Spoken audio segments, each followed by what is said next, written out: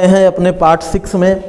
और पार्ट 6 में हम एक चीज़ देखेंगे, वो क्या देखेंगे, हम यहाँ पे क्या देखेंगे कि सतपुड़ा मैकाल की श्रेणी जो है, जो हमारी सतपुड़ा और मैकाल की श्रेणी है, वो कितने पार्ट में डिवाइड है, या उसका विस्तार क्या है, भौगोलिक विस्तार क्या है, ठीक है, क्षेत्रफल क्या है, जलवायु वहाँ कैसी पाई जाती है, निर्माण कैसे किया गया इस जो मतलब मैकाल श्रेणी है, सतपुड़ा श्रेणी है, इसका निर्माण कैसे किया गया।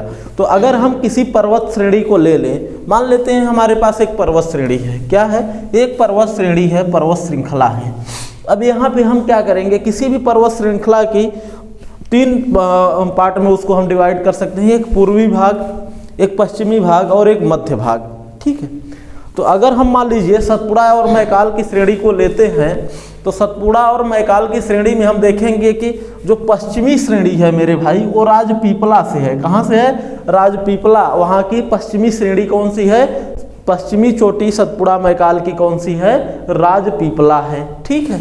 विस्तार इसका कहाँ कहाँ है, गुजरात और मध्य प्रदेश में ये अपना बॉर्डर शेयर करती है, अपनी सीमा को बनाती है, ठीक है। उसके बाद जो बीच का भाग होता है, उसको इस पार्ट को, जो बीच का भाग होता है, इसको हम मध्य श्रेणी कहते हैं। और इस पे एक महादेव चोटी है, महादेव श्रेणी है, महादेव चोटी है, जिसका विस्तार मध्य प्रदेश व महाराष्ट्र के बीच में हुआ है।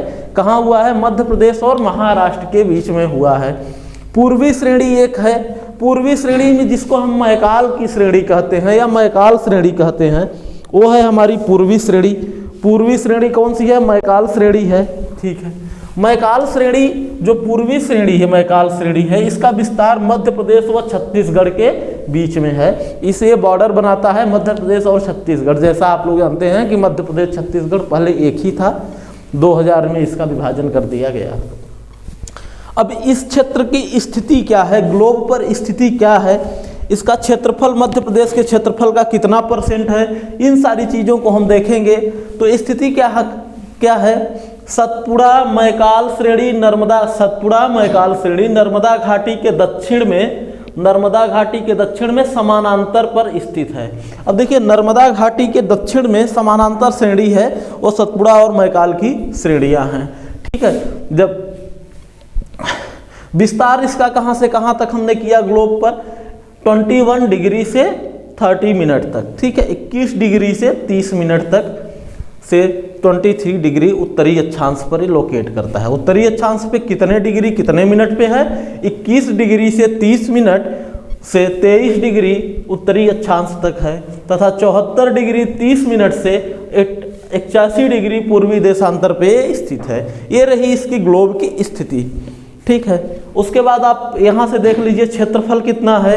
क्षेत्रफल है इसका, मध्य प्रदेश के क्षेत्रफल का 11% पार्ट को ये कवर करती है। कितने पार्ट को कवर करती है, 11% भाग को कवर करती है। जलवायु कैसी पाई जाती है, जलवायु ग्रीष्म ऋतु में साधारण गर्मी, शीत ऋतु में अधिक ठंडी पड़ती है यहाँ पे, ठीक है। निर्माण कैसे हुआ है, दक्कन ट्रैप की जो है, दक्कन ट्रैप की चट्टानों के साथ साथ धारवाड़ क्रम की जो चट्टानें हैं, उनके अपर्दन या उनके निक्षेपण के कारण इसका निर्माण किया गया है, ठीक है। अब कौन कौन से जिले हैं जिनको ये कवर करता है, प्रमुख जिले हैं बालाघाट, बालाघाट, यहीं पे एक आपको भेड़ा घाट मिलता है, बहुत अच्छा स्थान है, ठीक है। सिवनी, छिंदवाड़ा, खंडवा डिस्ट्रिक्ट, खरगोन डिस्ट्रिक्ट, बुरहानपुर सबसे पश्चिमी भाग है, बड़वानी, ठीक है। ये सारे जो है डिस्ट्रिक्ट यहाँ पे कवर करता है मध्य प्रदेश की।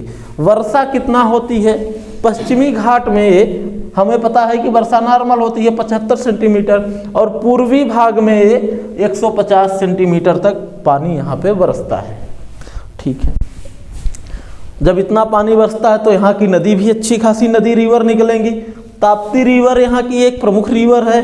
उसके बाद वेनगंगा है, ताप्ती रिवर, वेनगंगा, शक्कर नदी, दूधी नदी, पेंच नदी, वर्धा नदी और बावनथड़ी नदी है यहाँ की प्रमुख रिवर है, ठीक है। मिट्टी कैसी पाई जाती है, पानी बरसता है तो मिट्टी ज़्यादा काली तो नहीं पाई जाएगी, छछली काली मतलब हल्की काली, और लेटेराइट मिट्टी मतलब बलुई टाइप में मिट्टी यहाँ पे मिलती है, ठीक है, हर का रेडिश मिट्टी जो होती है उस टाइप की मिट्टी यहाँ पे मिलती है। तो ये हमारा पार्ट 6 था मध्य प्रदेश के भौगोलिक विभाजन का पार्ट 6 था। इसके बाद पार्ट